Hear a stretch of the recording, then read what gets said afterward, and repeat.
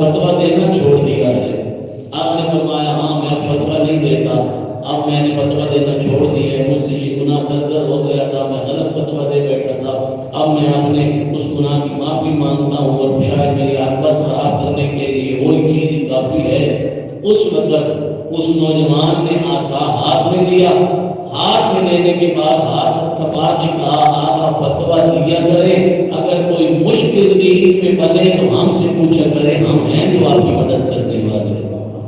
ہم ہیں جو آپ کی مدد کرنے والے۔ جب تھوڑا سا نظریں اٹھا کے دیکھی تو وہ نوجوان جا چکے تھے۔ اس وقت دیکھا کہ یہ زمانے کے امام تھے جو کہنے کے لیے آئے تھے، یعنی کہ امام نے ہر مقام پہ کہا کہ بڑے پہلے جملے کہہ رہے تھے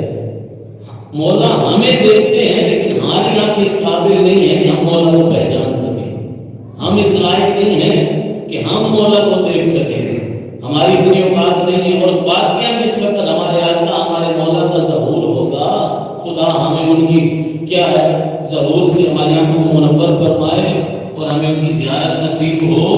کہ جس وقت مولا کا ظہور ہوگا، جب لوگ دیکھیں گے تو لوگ اس وقت تڑپ کے کہیں گے یہ تو میں نے پہلے مولا کی زیارت کی ہوئی تھی، پہلے تو میں نے مولا کو دیکھا ہوا تھا۔ اس وقت مولا کہیں گے ہاں دیکھا ہوا تھا لیکن اس وقت تیری آنکھیں مجھے پہچاننے کے قابل نہیں تھی، اس وقت تو مجھے پہچان نہیں سکتا۔ تو الغاز امام نے ہر مقام پہ ہماری مدد کی ہے۔ آپ سوال کرتا ہوں، واقعہ کربلا بھی فقط شیعہ کے ظلم نہیں ہوا، واقعہ کربلا سے لے کر اب تک، یا ایسے کیوں نہ کہوں سقیفہ سے لے کر اب تک شیعہ نے حیدر کرار کو ظلم ہو رہا ہے، شیعہ نے حیدر کرار کو مارا جاتا ہے، اتنا ظلم کیے گئے کہ زندہ دیواروں میں چڑھوایا گیا، ان کی لاشوں کو ٹکڑے ٹکڑے کیا گیا، ٹکڑے ٹکڑے کرنے کے بعد آگ میں جلا دیا گیا، جلانے کے بعد راکھ بنا کے اڑا دیا گیا۔ میں کہتا ہوں اگر کسی اور قوم پہ اتنے ظلم ہوتے تو قوم اس دنیا سے مٹ چکی ہوتی، لیکن کیا وجہ ہے کہ آج بھی شیعہ اثنا عشریہ خیر البریہ پورے ایک سورج کی طرح دنیا کے سامنے چمک رہے ہیں، لوگوں کی آنکھوں میں پڑ رہے ہیں، آج بھی شیعہ باقی ہیں۔ اس کی کیا وجہ ہے؟ سرکار امام زمانہ فرماتے ہیں تمہارے وجود کا سبب میں امام زمانہ ہوں، کیونکہ تمہارے پشت پہ میرا ہاتھ ہے، تمہاری پشتوں پہ میرا ہاتھ ہے، اگر آج میں ہاتھ ہٹا لوں تو تمہارا وجود ہی ختم ہو جائے گا۔ آج میں نے تم کو بچا کے رکھا ہوا۔ آپ سے سوال کرتا ہوں، وہ امام جو ہماری بقا کے اتنا ضامن ہے، ہم اس امام کو کتنا یاد کرتے ہیں؟ کبھی دن میں یاد کیا، صبح اٹھتے ہیں نماز کے لیے، کبھی امام کو یاد کیا،